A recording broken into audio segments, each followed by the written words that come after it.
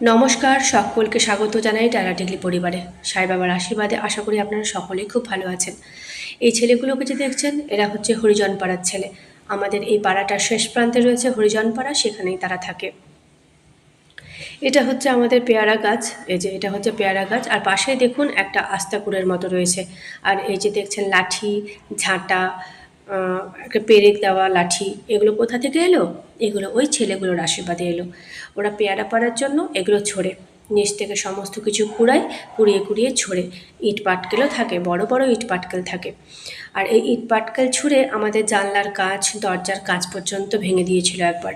তাই আমরা পুরোটা বারান্দাকে, পুরোটা রেলিংকে গ্রিল দিয়ে আটকে দিয়েছি, মানে গ্রিলের জালি দিয়ে বন্ধ করে দিয়েছি, যেন ইট পাটকেল ঘরের মধ্যে না ঢোকে।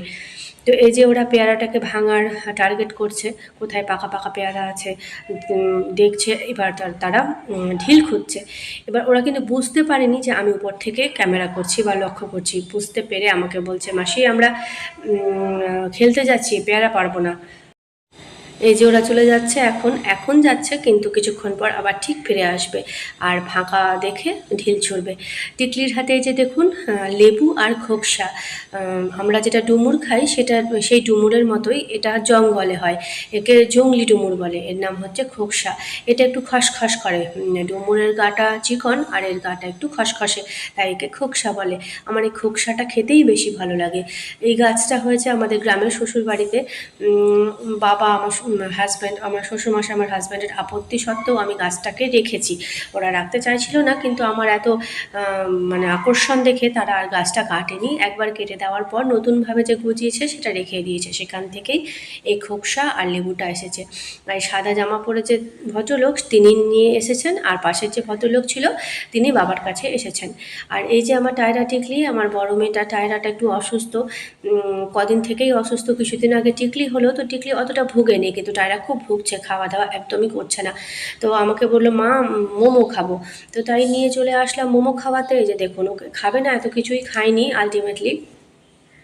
ওই থুপ্পাটা খেয়েছে আর দুটো ফ্রাইড মোমো খেয়েছে।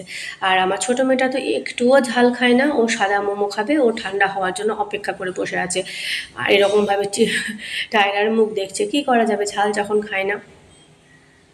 আর এই যে দেখুন, এইভাবেই টায়রাকে মাথায় টুপি দিয়ে রেখেছি। এইভাবেই ও রাত কাটছে, কখনো কোলে কখনো নিচে, আমাকে জেগে বসে থাকতে হচ্ছে। মাঝে মধ্যে ভয় পেয়ে আঁতকে আঁতকে উঠছে, কি করব বলুন। আর 3টে যেহেতু বেজে গেছে, তাই আমি সাই বাবাকে স্নানটা করিয়ে দিচ্ছি। 3টে পর্যন্ত জেগে থাকলে আমি সাই বাবাকে স্নান করিয়ে দিই। নিজে স্নান করি না, আমি অকপটে স্বীকার করছি, নিজে স্নান করি না। কোনো দিন জামা কাপড় ছাড়ার সুযোগ পাই তো ছাড়ি, না পাই তো ওই রকমভাবেই দিয়ে দিই। আর আমার সাই বাবা এইভাবেই আমার সেবা নেন। তাতে সাই বাবার আপত্তি থাকলে তিনি ঠিক আমাকে বুঝিয়ে দিতেন। সাই বাবা শুধু আমি নয়, যে কোনো ভগবান ভক্তের ভালোবাসা স্নেহ দেখে, আচার উপাচার দেখে না। আমি তো অন্তত পক্ষে এইটুকু জীবনে সেটা ভালোই উপলব্ধি করতে পেরেছি। তো সাই বাবাকে আমার অভিষেক করানো হয়ে গেছে। এই সকালের এই অভিষেকটা করিয়ে দিলে ঠিক যেন মনে হয় সংসারের সমস্ত কাজ আমি করে ফেলেছি, আর আমার কোনো চিন্তাই থাকে না, কোনো চাপই থাকে না। তো যাই হোক, সাই বাবাকে এবার আমি তিলক করছি, হলুদ আর চন্দন দিয়ে তিলক। তো এক হাতে যেহেতু ক্যামেরা আছে, তিলকটা করতে একটু আমার অসুবিধেই হচ্ছিল। তো একটা দিন সাই বাবার একটু কষ্ট হলো, অন্যদিন এক হাতে বাবাকে ধরি আর এক হাতে তিলক করাই। বাবাকে তিলকটা করেই দিলাম, আর তিলকের অবশিষ্ট অংশ আমি নিজের কপালে পরে নিই। আর এই যে সাই বাবাকে প্রসাদ নিবেদন করে দিয়েছি। আমার সকালের পুজো হয়ে গেল। এখন বাজছে প্রায় 3টে 20। আমার সাই বাবার সকালের ভোগ নিবেদন সম্পূর্ণ। তো যাই হোক, আজকের ভিডিও আমি এইটুকুই দিতে পারলাম। আমার মেয়ের অসুস্থতার জন্য করতে পারছি না, কিন্তু আপনারা ভালো থাকবেন।